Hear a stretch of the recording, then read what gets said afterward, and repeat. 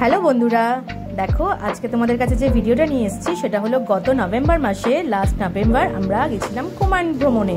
তো সেই ভিডিওগুলোই তোমাদের সঙ্গে শেয়ার করি। তো চলো প্রথমেই যাওয়া যাক। আমরা প্রথমে হাওড়া স্টেশন চলে এসেছিলাম। তো হাওড়া স্টেশন থেকে দেখো হাওড়া দিল্লি রাজধানী এক্সপ্রেস ছিল আমাদের। তো দেখো ট্রেন অলরেডি দিয়ে দিয়েছে প্ল্যাটফর্মে। তো আমরা ট্রেনে উঠে গেছি। তো আমাদের সি অফ করতে এসেছিল আমার কাকা আর আমার বোন।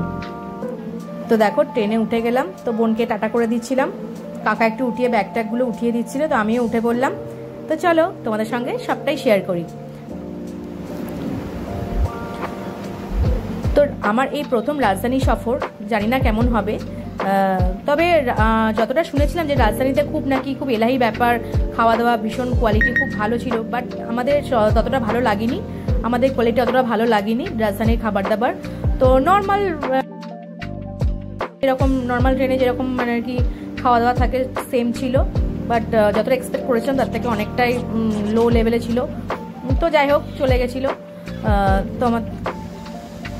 তো আমাদের সন্ধ্যেবেলার ব্রেকফাস্ট চলে এসছে, তোমার জলখাবার যেটা দেয় তাতে চিড়ে, স্যান্ডউইচ আর সস টস এসব ছিল। আর এই দেখো পিনাট একটা দিয়েছে, রোস্টেড পিনাটস।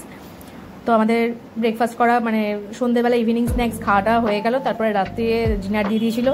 ডিনারের কোয়ালিটিও খুব একটা ভালো ছিল না, তবুও কাজ চালানোর মতো আর কি হয়েছিল। তো যাই হোক তোমাদের সঙ্গে সবটাই শেয়ার করছি। তো আমরা চলে এসেছি পরের দিন দিল্লিতে। আর দিল্লিতে আমাদের সেদিনকে এক রাত স্টে করার কথা ছিল। তো আমরা সেদিনকে এক রাত স্টেই করেছিলাম দিল্লিতে। আর দিল্লিতে বেশি ঘোরাটা হয়নি। তো সেখান থেকে ঘুরতে গেছিলাম তোমার অক্ষরধাম মন্দির বলে একটা মন্দির হয়েছে, নতুন মন্দির। তো সেখানেই আমরা অক্ষরধাম টেম্পলে ঘুরতে চলে গেছিলাম। সেদিনটা আর সময় নষ্ট করিনি, তাই একটু চলে গেছিলাম সবাই মিলে অক্ষরধাম টেম্পলে। তোমরা যদি কেউ দিল্লিতে আসো তো তোমরা অবশ্যই এই অক্ষরধাম টেম্পলে প্লিজ একবার এসো, দারুণ লাগবে। তো আমাদের ভীষণ ভালো লেগেছিল। আর খুব বড় এরিয়া জুড়ে টেম্পলটা ছিল, মানে এত বড় বাউন্ডারি ছিল, তোমাদের সঙ্গে না শেয়ার করে পারলাম না। কিন্তু ভেতরের আমরা মন্দিরে কিছু শেয়ার করতে পারিনি, কারণ এখানে এত সিকিউরিটি ছিল। তো এখানে ফোন ক্যামেরা সব জমা নিয়ে নিয়েছিল। ফোন অ্যালাউ ছিল না, ক্যামেরাও অ্যালাউ ছিল না। তো বাইরেটাই তোমাদেরকে দেখালাম, মানে বড় বাউন্ডারি ছিল, খুব বড় এরিয়া জুড়ে। এশিয়ার মধ্যে বৃহত্তম হচ্ছে এই টেম্পলটা, অক্ষরধাম টেম্পল। তোমরা কেউ দিল্লিতে আসলে প্লিজ একবার ঘুরে যেও। আমাদের তো ভীষণ ভালো লেগেছে। তবে আমাদের আর টাইম ছিল না বলে আমরা অন্য কোথাও ঘুরিনি।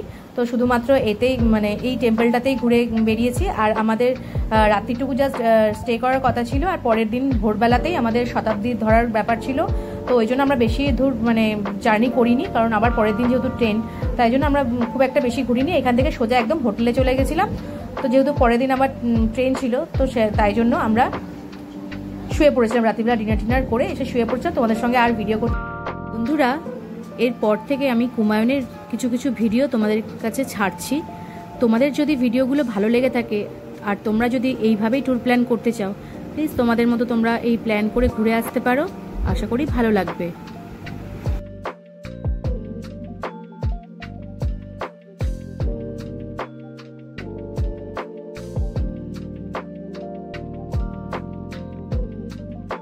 জানো তো আমরা এই গোটা ট্যুর প্ল্যানটাই নিজেরাই করেছি, কারণ আমরা কোনো ট্রাভেল এজেন্সির সাহায্য নিইনি। কারণ ট্রাভেল এজেন্সির সঙ্গে তোমাদের দাদাভাই ঠিক পছন্দ না, মানে ওদের মত অনুযায়ী ঘুরে বেড়ানো।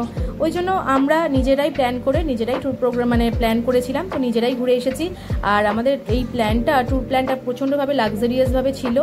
আর যেহেতু রাজধানীতে গেছি, শতাব্দীতে গেছি, সেই জন্য সেই কথাটাই বলেছিলাম। এর আগেও আমরা যখন আসাম ট্যুর করেছিলাম সেটাও নিজেদেরই ট্যুর প্ল্যান ছিল। কোনো অসুবিধা হয়নি, নিজেরাই ঘুরেছি বেরিয়েছি, খুব আরাম করে বেরিয়েছি। এই আর কি তোমাদের সঙ্গে এটাই শেয়ার করার ছিল, তো করলাম। যাই হোক তোমরা খুব ভালো থেকো, সুস্থ থেকো। আর আমার ভিডিওগুলো অবশ্যই একটা লাইক করে দিও, আর ভিডিওগুলোতে এভাবেই শেয়ার করে দিও।